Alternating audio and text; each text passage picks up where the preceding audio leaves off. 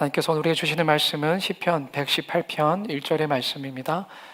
제가 성경으로 구약 889쪽에 있습니다. 시편 118편 1절 하나님 말씀 합독하겠습니다. 여호와께 감사하라. 그는 선하시며 그의 인자하심이 영원함이로다. 아멘. 할렐루야. 오늘도 귀한 예배 자리에 나오신 여러분들 주님의 이름으로 환영하고 또 축복합니다. 지난 시간에 우리가 억울한 죽음의 광야 그 한복판에서도 얼굴이 어떤 표정이었다고 말씀드렸죠? 천사의 얼굴, 천사의 얼굴을 잃지 않고 계속해서 하나님만을 바라봤던 그 스데반의 이야기, 그 가슴 벅찬 이야기를 지난 시간에 나누었어요. 한번 이 시간에 좌우 앞뒤에 앉아 계신 분들의 얼굴을 봐보세요. 뭐 천사의 얼굴이십니까? 우리가 지난 시간에 천사의 얼굴이 되자라고 말씀드렸잖아요. 네. 지난번에 훨씬 더 은혜롭고 평안한 천사의 얼굴인 줄로 믿습니다. 우리 그렇게 따뜻하게 눈을 맞추면서 이렇게 축복해 보겠습니다. 범사에 감사한 은혜가 충만하시기를 바랍니다. 함께 인사 나눕니다. 범사에 감사하는 은혜가 충만하시기를. 네. 범사에 감사해야 할 줄로 믿습니다. 오늘 우리는 그동안 나누었던 이 사도행전의 은혜를 가슴에 품고 지난 상반기를 지켜주신 하나님께 우리가 감사 예배를 드리는 이 맥추감사 주일 예배로 함께 모였습니다. 여러분, 맥추라는 게 무슨 뜻인지 아시죠? 보리를 추수하다라는 그런 뜻이잖아요, 그렇죠? 그냥 보리를 추수하는 것을 넘어서서 감사 주일이라고 했기 때문에 상반기 동안 보리 추수를, 상반기 동안 나에게 놀라운 하나님의 은혜를 부어주신 것에 감사하는 마음으로 올려드리는 절기, 올려드리는 예배가 바로 이 맥추 감사 주일입니다. 어쩌면 어떤 분들은 이렇게 생각할지 몰라요. 아유, 가을에도 있잖아요. 가을에 뭐가 있습니까? 추수감사 주일도 있는데 굳이 뭐 맥추절, 아직 뭐 상반기 결산해 보니까 남는 것도 없는데 뭘 도대체 감사하라고, 교회가 돈이 없습니까? 뭐 이런 생각하신 분들은 없을 거라고 믿습니다. 우리 하나님 뭐 가난하셔서 아이고 내가 좀 쌀이 좀 떨어졌다, 너희들이 좀 채워줘야겠다, 뭐 그런 하나님 아니시잖아요, 그렇죠? 그런 분 아니세요.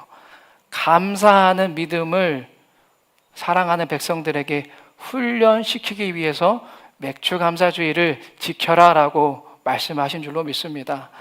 지난 시간에 우리가 나누었던 스데반의 모습 기억하시죠? 아까 말씀드렸잖아요. 억울한 그 핍박의 강야 속에서도 천사의 얼굴을 잃지 않았어요. 그래서 맥추감사주일은 바로 이 스데반의 그 위대한 신앙을 우리 삶에 새기는 날이에요.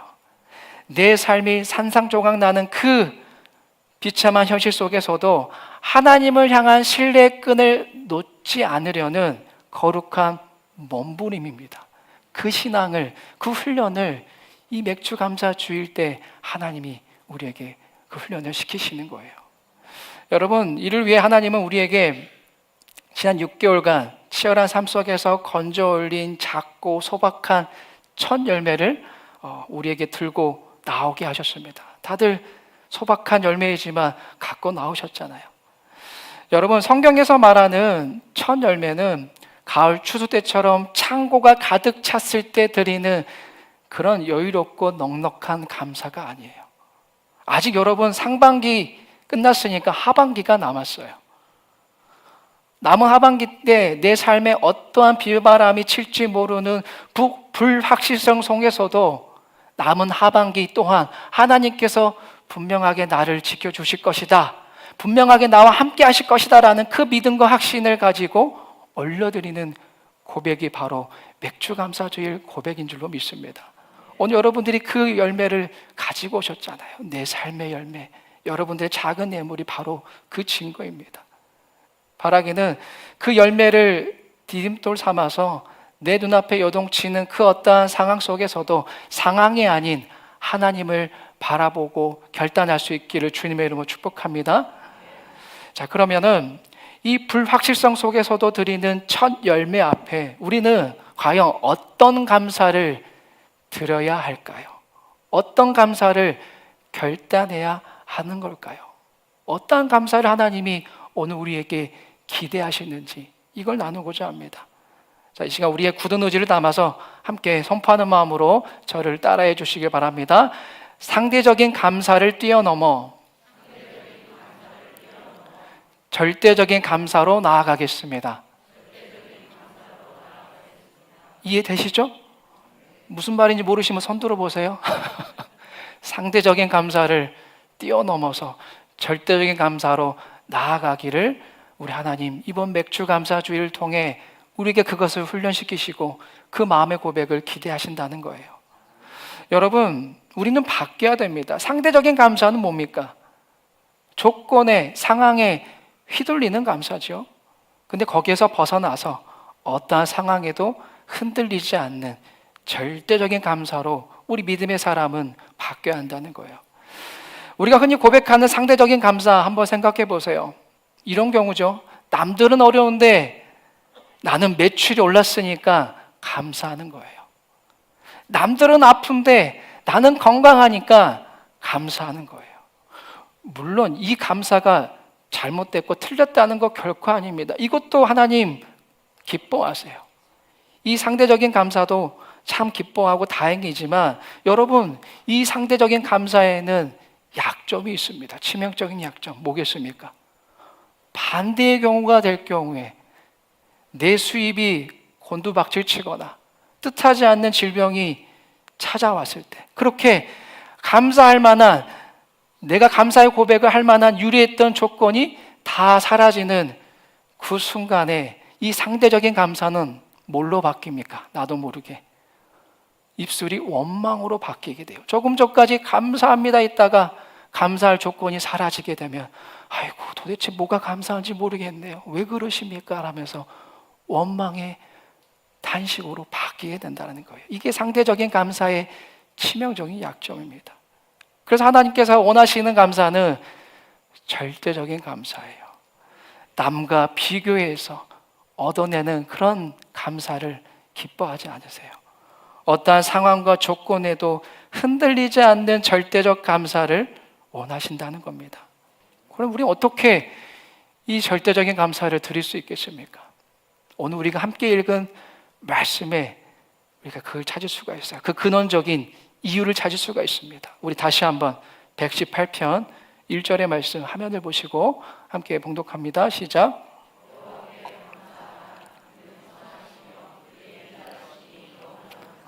아멘.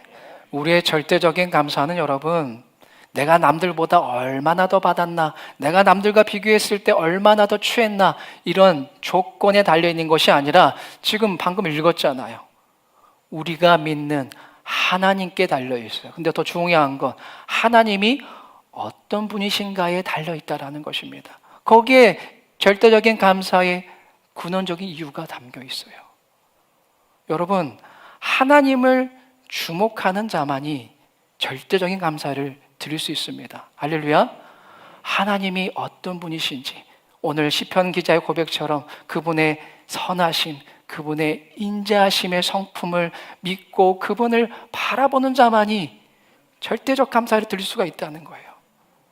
지난 상반기를 여러분 돌아보십시오.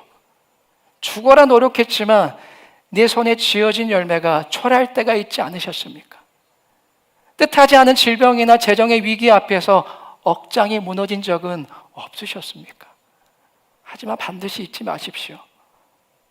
내 삶의 환경은 이렇게 무섭게 여동쳤어도 나를 지으신 하나님의 그 선하심은 단 1초도 변한 적이 없다라는 사실입니다. 그분의 그 인자하심은 한 번도 변한 적이 없다는 사실입니다. 믿으십니까? 상반기 동안 내 삶의 환경, 내 삶의 조건들은 너무나도 바뀌었지만 변함이 없으신 하나님이셨어요. 나는 늘 하나님께 변함없이 다가가지 못하였지만 하나님은 늘 변함없이 나에게 다가오셨다라는 거예요.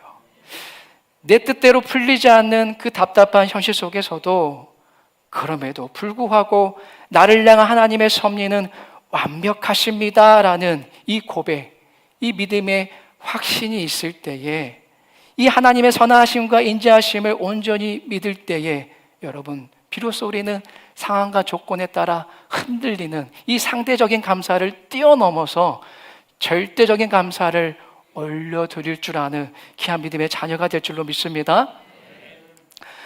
여러분, 그 정호성 시인이 쓴 산문 중에 이런 제목이 있습니다. 햇빛이 계속되면 사막이 되어버립니다. 사막이 되어버린다라는 그 산문이 있어요. 이 책을 이제 보신 분도 계시겠지만, 시인은 이 글에서 몽골의 이 고비 사막이 있지 않습니까? 이 고비 사막을 의인화하여서 기막힌 통찰을 던져줍니다. 자, 원래 고비는 비가 참 많이 오는 곳이었습니다. 비가 오는 축축한 날들이 너무 싫었던 고비는 신에게 간절히 기도했어요. 제발 제 인생에 비 좀 그치게 하시고 매일매일 따뜻하고 찬란한 햇빛만 내리쬐게 해주십시오라고 간청했어요. 신은 그 고비의 간청을 들어줬어요. 그 후로 고비에는 비가 내리지 않았고 매일 눈부신 햇빛만 가득했습니다. 고비는 너무나 행복했습니다. 하지만 비가 오지 않는 그 찬란한 나날들이 계속되자 결국 고비는 모든 생명이 바짝 말라 죽어버린 거대하고 한량한 사막이 되고 말았습니다. 자, 이 상상을 한 겁니다, 시인이. 그 고비 사막을 보고 의인화해서. 글의 말미에 보면은 그 작가는 날카로운 통찰을 덧붙여요. 우리는 늘 햇빛만 드는 인생을 살게 해달라고 간구한다. 언제나 성공하고 건강한 햇빛만 내리쬐기를 바란다. 하지만 신은 인간을 사랑하기에 결코 그런 삶을 허락하지 않으신다. 햇빛만 계속 구하다가는 결국 그 인생이 메말라 버린 사막이 될 것이기 때문이다. 여러분, 이 시인은 저물주가 우리에게 기쁨, 슬픔, 햇빛, 비바람을 알맞게 섞어서 주신다라고 말하고 있어요. 여러분, 시인의 이 통찰이 예리하지 않습니까? 우리도 그렇게 간구할 때가 있지 않나요? 고비와 같이 하나님, 내 인생의 고난 피해가게 해주세요. 고난 없게 해주세요. 매일 내 인생의 눈부신 햇빛만 찬란하게 펼쳐지게 해주세요라고 기도하잖아요. 저도 그렇습니다. 근데 다 안 들어주신 이유가 있어요. 그 이유가 있습니다. 뭡니까? 내 영혼이 고비처럼 환량한 사막이 되는 것을 막기 위해서. 우리는 모르지만, 그 이유를 알 수 없지만 분명해요. 한량하고 메마르고 그 어떠한 생명체도 자랄 수 없는 고비와 같은 사막이 되지 않게 하기 위하여서 하나님은 때로는 우리 삶에 따스한 햇살도 주시지만 때로는 뼛속같이 시린 차가운 비바람과 매서운 눈보라를 함께 섞어서 우리에게 주신다라는 겁니다. 앞에서 제가 맥추절이 보리 추수를 감사하는 절기다라고 말씀을 드렸어요. 제가 보리 농사를 지어봐서는 잘 모르지만 이 보리의 특성이 있지 않습니까? 보리는 언제 씨를 뿌립니까? 가을에 씨를 뿌리죠. 그렇죠? 가을에 씨를 뿌립니다. 자, 가을에 씨를 뿌렸으니까 이 보리가 혹독한 겨울을 보내요, 안 보내요? 보냅니다. 차가운 겨울의 눈보라를 온몸으로 견뎌내야 해요. 그래야 비로소 생명력이 있는 이 알찬 열매로 연글게 된다는 거예요. 무슨 말입니까? 따뜻한 햇빛만으로는 결코 이 보리 열매를 거둘 수가 없다라는 거예요. 이게 자연의 법칙이면서 이게 바로 우리 인생의 법칙이고 우리 신앙의 법칙입니다, 여러분. 우리 삶도 마찬가지예요. 지난 6개월 동안, 지금 이 순간에도 여러분의 삶에 예고 없이 쏟아지는 그 차가운 눈물, 그 억울함의 비바람, 여러분, 그렇기 때문에 결코 여러분을 망하게 하시려는 하나님의 저주가 아니다라는 겁니다. 할렐루야. 물론 지금 당장 그 매서운 비바람을 온몸으로 맞고 계신 분들에게는 고난이 은혜입니다, 이 말이 안 다가와요. 힘들어요. 잔인해요. 그런 신 믿고 싶지 않아요. 머리는 이해가 되지만 가슴으로는 내 현실이 너무나 아프기 때문이에요. 하지만 여러분, 그럼에도 불구하고 제 말이 아니라 감히 말씀의 진리를 여러분께 선포합니다.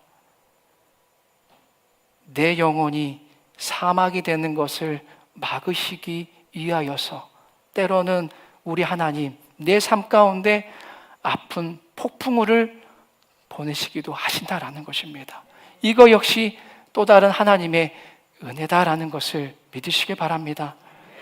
겨울의 눈보라를 뚫고 올라온 보리처럼 나를 가장 단단하고 영광스러운 그 감사의 첫 열매로 빚어내시려는 하나님의 완벽하신 사랑의 섭리다라는 것을 여러분 모두가 굳게 믿으시길 바랍니다. 우리가 성경에 보면요, 이 완벽한, 정말 이 완벽한 하나님의 섭리를 굳게 믿은 새 청년이 나와요.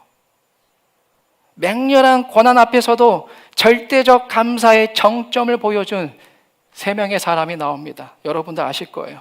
바벨론 포로 시절 억울한 죽음의 광야 한복판에 던져졌던 새 청년 누구죠? 사드락, 메삭, 아벳느고예요. 다니엘의 새 친구로 우리가 알고 있죠. 자, 이들은 거대한 큰 심상 앞에서 절하지 않았다라는 그 이유로 평소보다 7배나 뜨겁게 타오르는 이 맹렬한 풀무불 앞에 서게 되었습니다. 그때 이 청년들이 이 제국의 왕, 이 세상의 절대적 왕처럼 보이는 그 왕을 향하여서 어떻게 선포합니까? 우리 다니엘 3장 17절, 18절의 말씀, 위대한 고백 화면을 보시고 함께 읽습니다. 시작.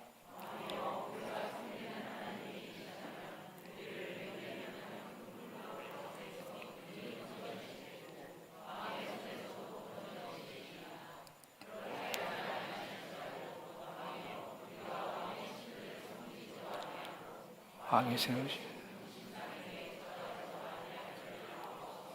아멘. 여러분, 하나님이 나를 살려주실 것이니 감사합니다. 또 귀한 고백이에요. 하지만 그것은 완전한 감사가 아니에요. 이 청년들의 위대한 고백은 우리가 읽었던 18절 말씀에 있습니다. 이런 말씀입니다. 내 뜻대로, 내 간절한 기도대로 상황이 바뀌지 아니할지라도, 내가 이 억울한 불구덩이 속에서 내가 다 죽는다 할지라도 나는 선하신 하나님을 끝까지 신뢰하며 기꺼이 감사하겠습니다. 이 고백, 이 감사가 더 위대하다라는 거예요.